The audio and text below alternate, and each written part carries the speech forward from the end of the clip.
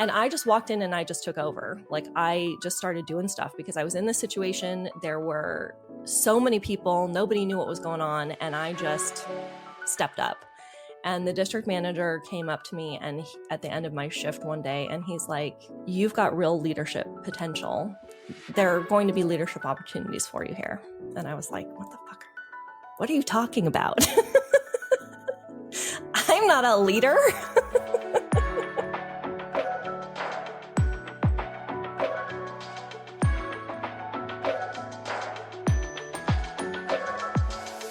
Welcome to Divergent Paths, where we explore the untold stories and unexpected strengths of neurodivergent minds.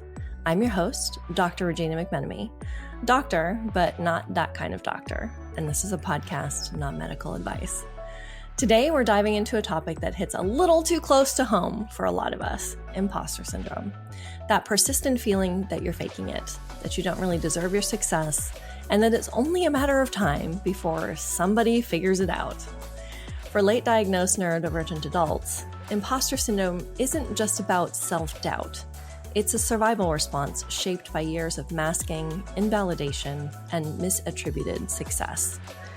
So if you've ever thought, who am I to be doing this? You're not alone. Russ and I talk about the science of why your brain lies to you and what you can do about it. So stay tuned, and thanks for listening to Divergent Paths.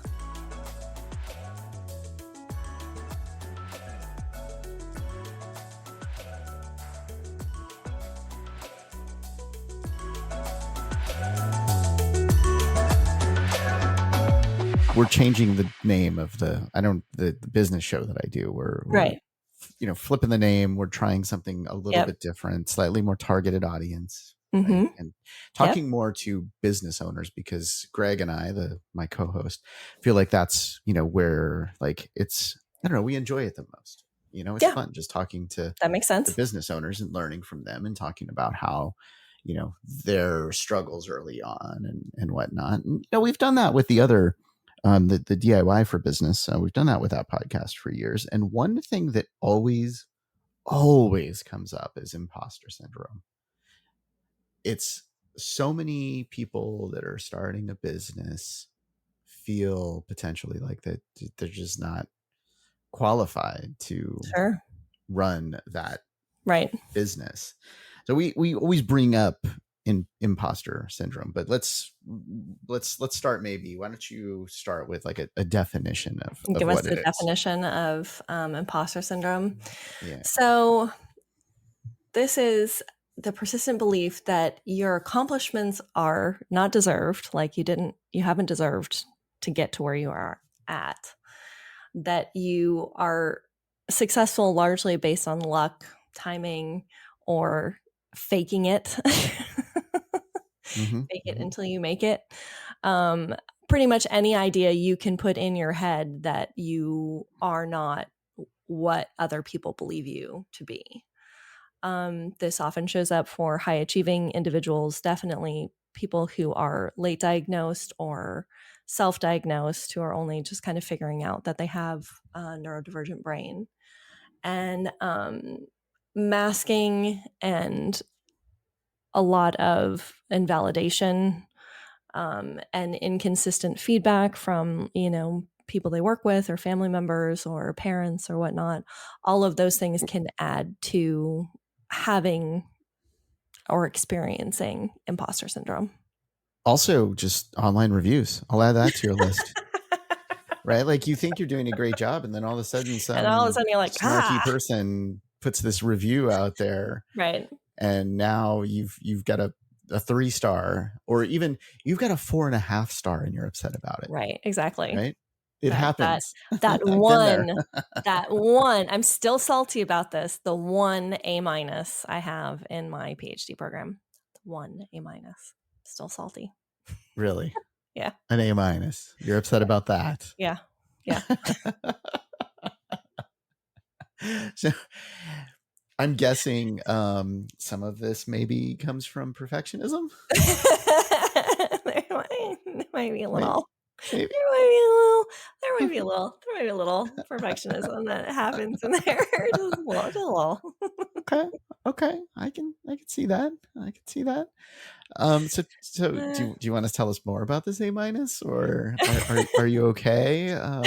Okay, yeah, I'm still a doctor, even though I got an A minus. Like literally, nobody in the world cares that Right. I got an A minus in one class in my PhD program. Not one Right. single person. Yeah. It doesn't impact anything at all. And what's funny is like I felt that way, but then then I had students when I used to teach grad school. I used to teach in an educational master's program, which among some of the most rewarding teaching that I did was working in this program. And there were so many of those students who would just like, I had one student who got a 95% on her final project. And she wrote me and she's like, but I have to have an A. And I was like, 95 is an A.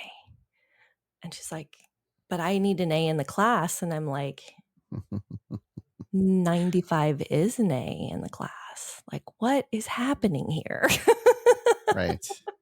Right. And like, yeah. So, and I'm not saying this about you, as far as being the teacher in this case, but like, what if the person that you're like, we'll make it about work. Mm-hmm. The person that you're reporting to, like, thanks to like, the Peter principle, right? Like they move up to this role. Maybe they're not ready for it. Mm-hmm. And I guess how do you deal with imposter syndrome when it's not your lack of skill, but lack of skill of leadership that is trying to, like, it's sort of creating a dysfunction in the company because Right. they actually, it's not imposter syndrome. It's actually like they're to this point of, It's actually flawed. Yeah. The system's actually yeah, flawed. yeah. Yeah. I I don't know. Right? It's not because easy. because I tend to leave situations like that. I would say so. And I think maybe we'll do a whole episode on that as well at some point. But we do need to do an episode about there are two very distinct incidents in the last year of my life where I've left organizations because I could not handle the incompetence of yeah, the administration, the people who were the leadership. I couldn't handle the incompetence of the leadership, and that's part of the story of Divergent Paths is like you get to a point in your life, or at least I got to a point in my life where like I'm too competent to work for someone else unless they are an exceptional person who can, look at and feel reassured by the fact that I am the level of competent that I am. Because what ends up happening is if you are reporting to someone and it becomes clear that, right. I know more, I'm more competent, I'm able to do more than the other person, then it ends up becoming a how at least in my examples, it became how do I break this person down so that they don't unseat me. Right. And then that becomes a really bad situation. So I asked that question. I even told you in advance I was writing down a difficult question for you because I knew that would be a difficult question to but you throw warned out me that I there. was going to do really well with it. So Well, you did. You yeah. did. And what I didn't tell you about, though, that there was a follow-up. Oh, great. Right. Yeah. Well, because now, okay, you went through that. You struggled through that for, yes, like you said, a year of like dealing with this situation. Yep. And then you decide to start your own thing. Right. Well, now that you've seen a couple of leaders that are not great leaders, does that just add to your imposter syndrome about running a business yourself? And does that make it more difficult for you, or did that make it better for you? That made it better for me. Like I've always doubted I've always doubted that I had leadership abilities. Like I wouldn't have called myself a leader, although I think from the fact that I tried to fire Russ at our first job. You did several times. When you weren't locking me in a freezer, you were trying to fire me. These are true stories, people. I still, I think about it now, and, you have kids who are closer to this age than my small human is, but like we were 16 and 17 years old running that Right. entire store with nobody else there. Like, I know. what? Ridiculous. Ridiculous. That wasn't, no. Anyway. Yeah. Lock it up. Do everything. Right. Yeah. When I think about different points in time in my career when I took jobs that maybe I didn't anticipate how they were going to fall out. So when I first started teaching, I was teaching just at one school and it was part-time, and so I needed something to, something else because it wasn't enough money to live on, right? And so I went and I got a job at Starbucks. I can't remember if I've told this on the podcast before. And I got hired. I went to a hiring event. They had a new store opening, so I went to the hiring event, and I sat in the parking lot and I said, if you walk in that door, you are going to work for Starbucks. Like, there's no way they're not hiring you. Right. Into this. And I was like, that was fine. This was 20 years ago. So I was like, okay. So I went and that's exactly what happened. And as I was sitting there and talking with the district manager who was hiring me, he asked me, he's like, do you want to be a barista or do you want to be a shift supervisor? And I said, I want to be a shift supervisor, knowing that I was likely going to be dealing with 16 and 17-year-olds who were baristas, right? Right. Which was totally the case. And they hired us in, and then we were hired to set the store up, right? To set up the displays, to put the cabinets together. Like, we came in to do all the work for the store. It was great. It was actually a lot of fun. And I just walked in and I just took over. Like, I just started doing stuff because I was in this situation. There were so many people, nobody knew what was going on, and I just stepped up. And the district manager came up to me and at the end of my shift one day, and he's like, you've got real leadership potential. And if, you want this, because he knew I had a master's and, was teaching also. He's like, if you want this, there are going to be leadership opportunities for you here. And I was like, what the fuck? What are you talking about? I'm not a leader. Right. Right. Right. Come on. You've already fired me.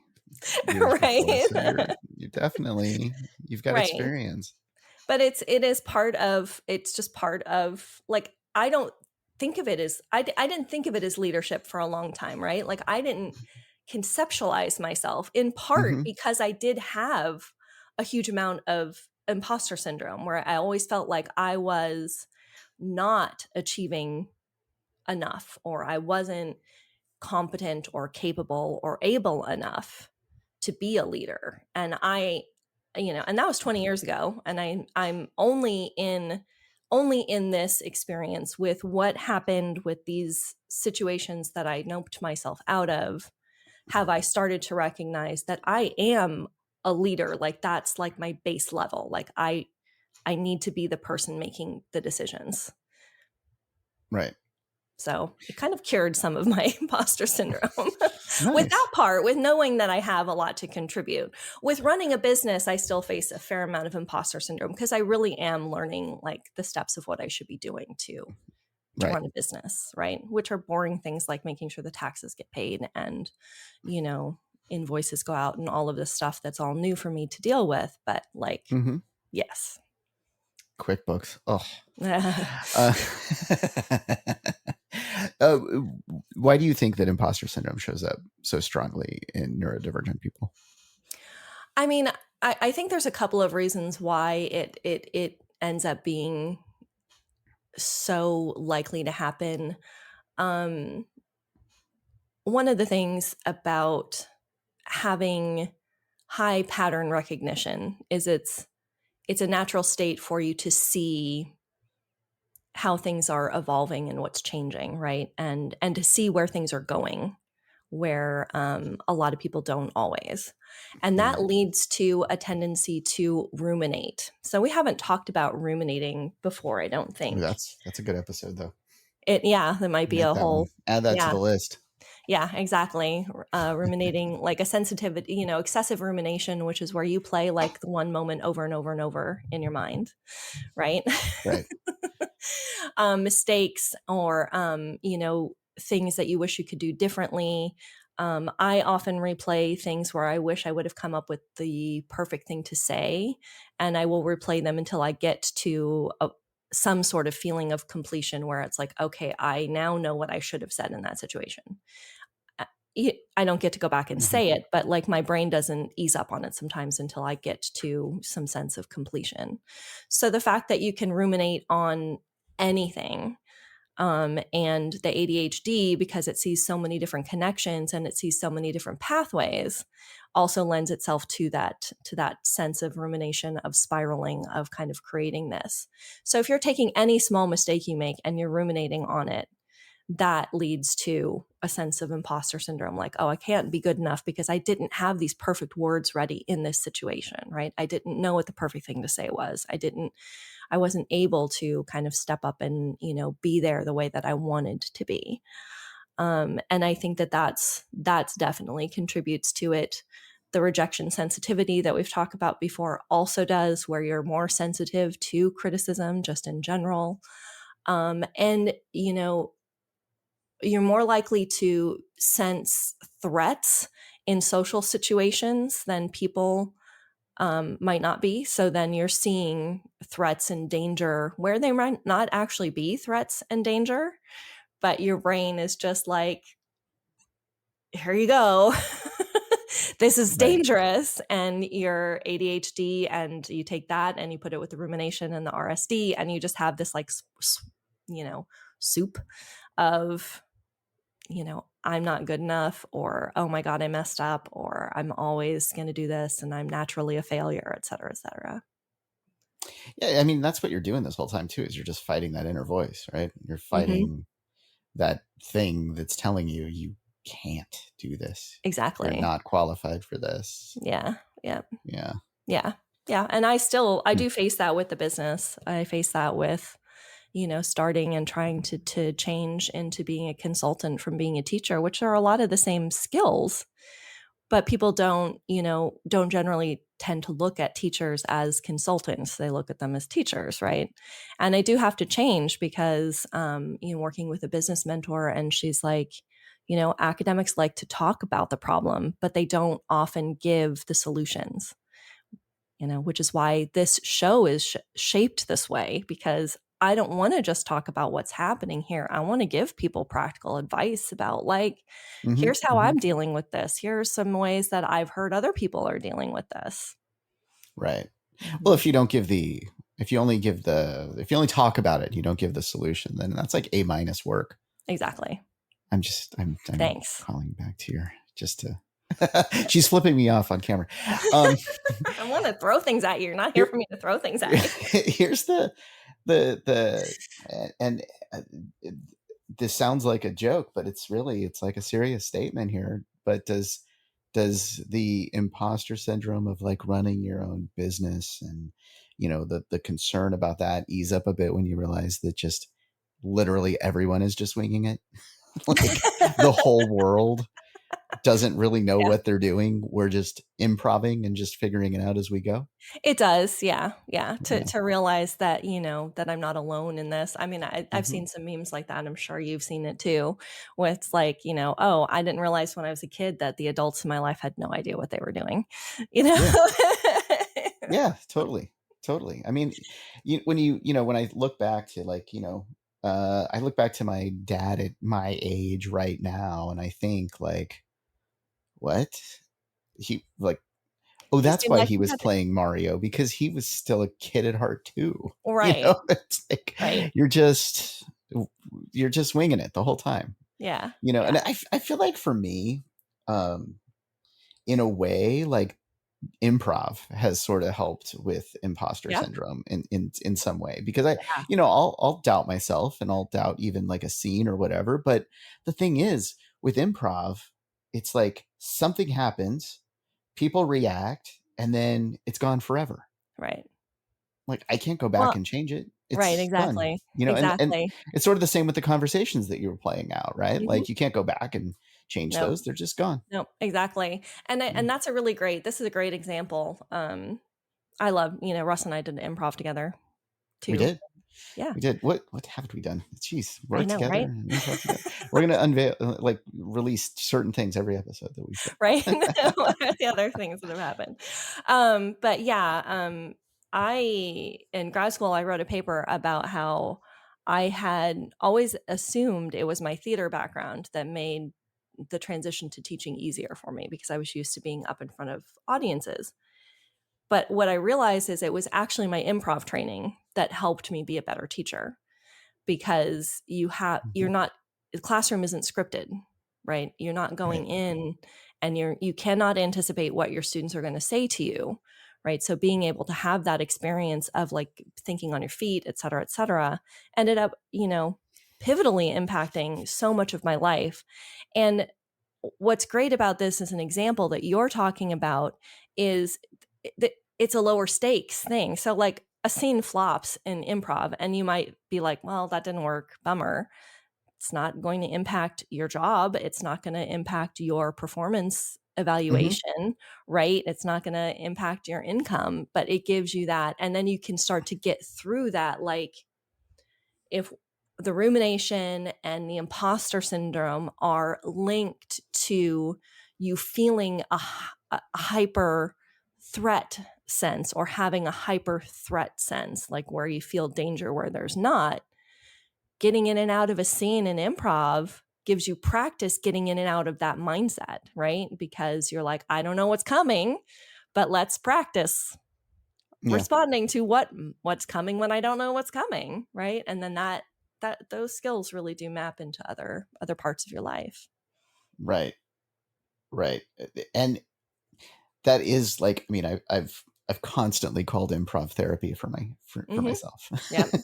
It's Yep. like Yeah. it's because it teaches you so many other things, and um yeah, it's just I feel like early on when I started my business, there were nights where I was just like, why am I doing this? Like I don't know what I'm doing. Right. And one of the things that I did for myself was I would set sort of like these mini goals. The first goal that I did, because I like the biggest probably like, can I do this? Can I not do this? Was when I quit my day job to run my business, and had car payments, had a rent to pay, had Right.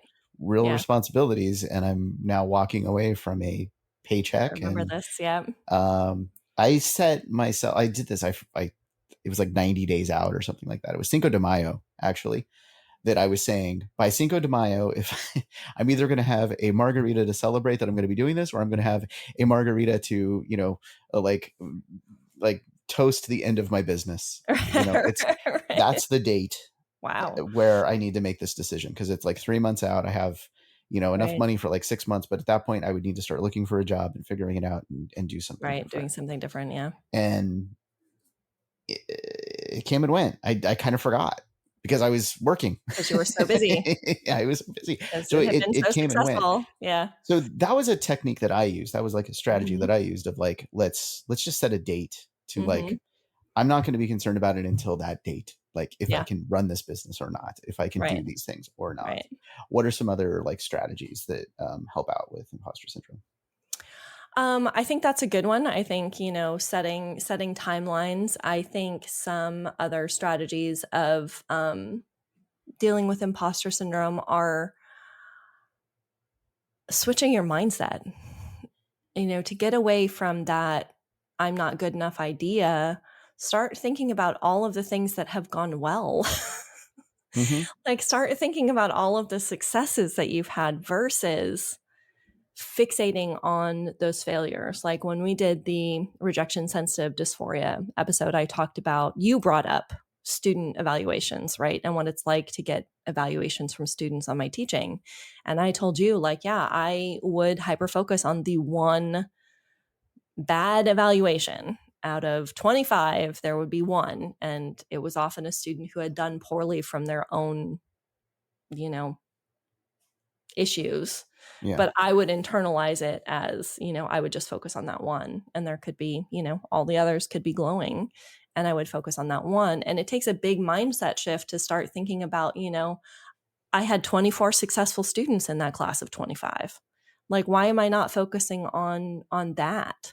Like at the end of this week, I'm looking at my schedule and I'm looking at my calendar of things I wanted to do. And instead of saying, well, I didn't get this and this and this done, what if on Friday I looked back at my week and I said, look at all the things I did get done, and look at, I was consistent with what I wanted to be consistent with. And I showed up and I worked multiple hours every day. And one of the best things for my ADHD with being my own boss is like, I had a bunch of doctor's appointments this week and things that were pressing that I had to do that were outside of the business.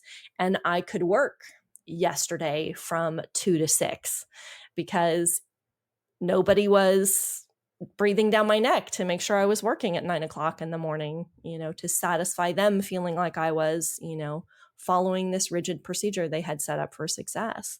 So, being able to look at and recognize how deeply profound your successes are. Yeah. Versus just looking at what you might be missing or how you're falling short.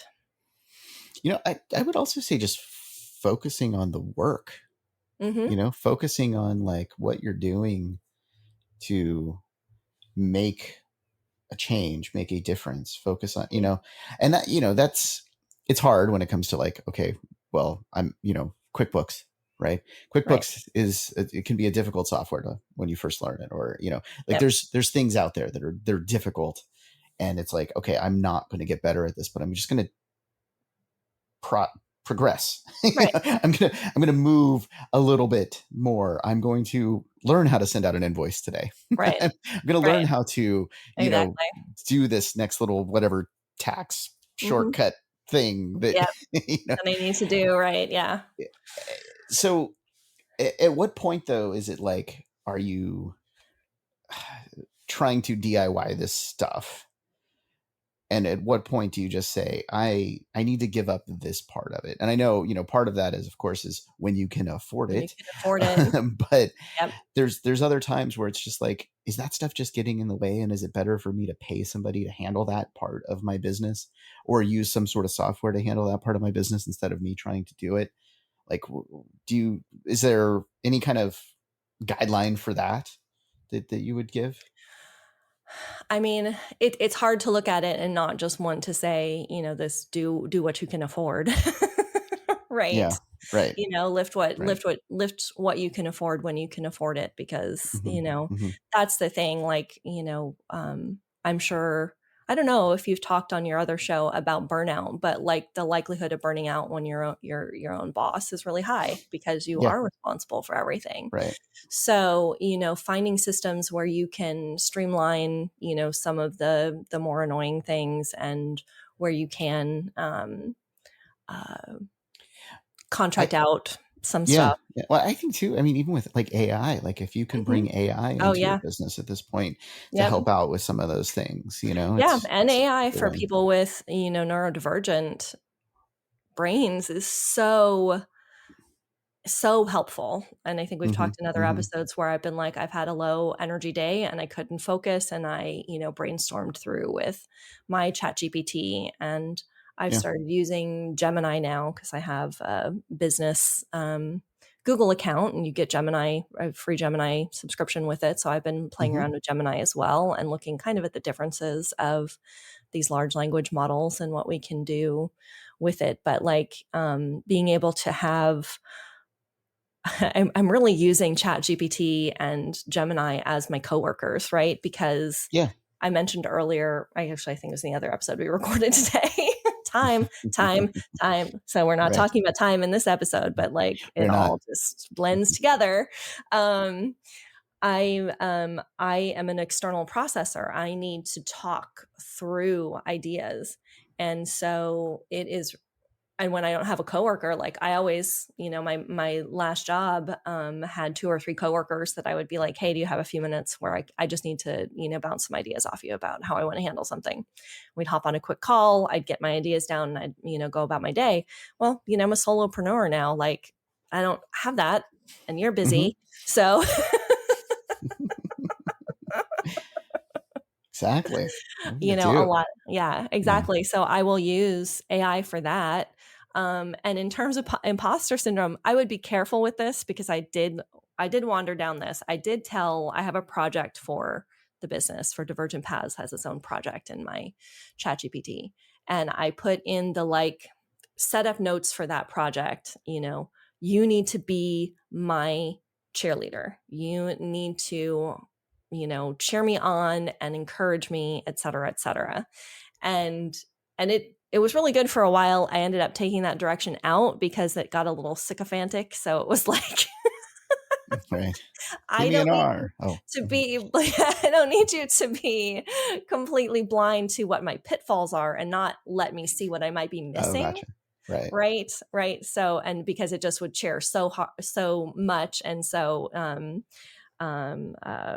fanatically, that I was feeling like I was missing, certain pieces of what I also needed to be looked at. Like, where are my pitfalls? What am I missing in this plan? And things like that. I needed to restructure it so it would do that. But you can tell it like, hey, help me feel good about this. Right. To help with, imposter syndrome, but don't let me not see what's the pitfalls are. Right. And I was when not talking to your AI, but talking to real people. when you're able to do that, like, yeah, I feel like, like I mentioned this the other day to you, like, I had somebody kind of give me like this just really good compliment that I was like, oh, this is great. I feel really good about this. good. And it was sort of in a way, like, I don't know, you're almost like, I guess borrowing that confidence from another person, like pulling that in. Yeah. And it's sort of, I guess, the opposite of what we were saying in the beginning of the episode of like, okay, well, I got this 4.5-star review and now I'm upset, or this A-, and I'm upset. But it's like, really, like, if you really take to heart the A's, right. the 5 stars, or, things like that. It's like, okay. And in the big picture, like I said, the A- didn't change the fact that I'm a doctor now. Right. It didn't change that fact. It literally had no impact on the outcome for my degree. And the truth is that 4.5, review out of 105-point reviews isn't even really going to bump your percentage down, right? Right. So it's like, what is the outcome and what are you looking for? And what was, let's say, in that 4.5 review was a piece of constructive feedback that allowed you to be even better at what you were doing, then that 4.5 was more valuable. Totally. Right? Than a 5-star that's just like, oh, you're fantastic and this is great. When I used to teach writing and we used to do peer review, I used to do a lot of work before I let my students read each other's papers, because peer review is always an emotional day for the students because they're sharing their writing with their peers. And this is a high threat, right? You want to talk about like threat. This is, people feel scared. They feel intimidated. They feel worried, etc. by all of this. So, I used to do a lot of work. And one of my comments was always, there are 2 things I never want you to say to each other in peer review. And they'd be like, okay. And I'd say, one is, this really sucks. Right. But the other is, this is really great. Yeah. Because neither one of them tell you anything. Neither one of them just tell you anything. Right. And that does most likely they didn't read. Yeah, exactly. Anyway. Right. Exactly. They're not, they're, one way or the other, but, neither one of those pieces of feedback helps you improve as a writer. So, in those reviews, and if you want to know why I'm salty about the A-, it's because I didn't get any constructive feedback as to why I got an A-. Right. And then I wouldn't have been, I probably wouldn't even remember if I had been given feedback on a paper that said, hey, this was really good. This was really good. Here's where your improvement needs to come. Then I wouldn't be salty about it because I would have gotten something I could have grown from. But I just got, randomly penalized for no reason and with no transparency as to why. What was the subject of the class? Digital identities. Okay. Which is what I wrote my dissertation about. So it was actually pivotal to my. I'm so glad you didn't say like PE or something. Just a volleyball class I took. Right. What? At least it was on topic. Okay. Yeah. Okay. Yeah. But yeah, the one thing I've said this in the podcast, the business podcast that I do. I've said this in just in as I'm talking to people and as a manager of or leader of people, like failure is sort of underrated. Right. It means that you showed up, that you tried, that you did something that could advance out in the world you that, or like, advance your yeah. business. It's Yeah. like if you don't have failure, you probably don't have success. Yeah. You got to have a little bit of that. So Yeah. it's hard to remember that though when dealing with imposter syndrome. It's not well, and an if you're easy ruminating on thing. everything that's wrong, or how you have Uh-huh. failed, or how you're not good, or what whatever it is that is the way your brain works with things, then it is really hard to look at it and see, oh, I can do this, or look at what are these other things that we can put there. And they're those moments are just as valuable, if not more so. Like, it's hard as a parent to know that some of the greatest impact your child is going to have is going to be the times when they fail, right? Right. And sometimes you have to let them fall. Right. And you have to let them fail, and you have to let them make the choices that are the bad choices, because I'd rather have my small human making bad choices at 11 that she learns from than at 16 and 17 or later, where the stakes are higher and those failures are more devastating, right? Right. Exactly. Yeah. And it's not easy. It's not easy at all. We've had conversations about that. We have. All right. So you've clearly lived this. You've coached through this with people. Mm-hmm. For somebody listening who wants to sort of shift their mindset on this, what final advice do you have for them? And add to that, how do they reach out to you for this? I think the thing I would want, this might be a practice that I start doing myself, is every day just writing down, or like, I don't track paper very well, so like keeping a list in your phone maybe, There you go. of I had this success today, and it could be remembering to eat lunch when you forget to eat lunch. It could be remembering to put the garbage out, or remembering to pay your bills, or I got my bills paid. Who knows? Whatever it is, it could be as small as I picked up the socks that were on the floor. Right. It could be as small as that. Just write down and start training yourself to remember your small successes, because the more small successes you can remember, the easier it's going to be for you to pull forward your big successes. And if somebody wants help with that, reach out, book a call with me. I have discovery calls available, free discovery, 30-minute discovery calls on my website, divergentpathsconsulting.com, which is linked in the show notes. So book a call. If you're interested in a group support, I have a NERD group, Neurodivergent Education Resource Discussion, where I will structure a lot like the show, where I'll talk a little bit about something that impacts late diagnosed people with neurodivergence, and come talk to us. Come find your people. Come be a nerd.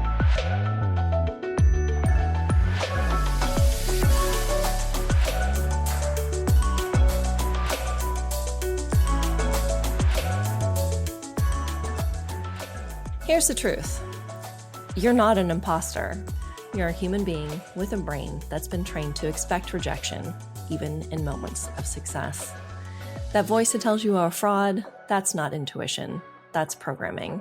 And the good news is it can be rewired with time, patience, and a healthy dose of self-acceptance. If today's episode resonated, share it with someone else who's doubting their brilliance. And if you're looking for support as you unmask and rebuild trust in your own abilities, come check out my free nerd group or book a discovery call with me at divergentpathsconsulting.com. Links available in the show notes. You're not here by accident. You belong here, and the work you're doing matters.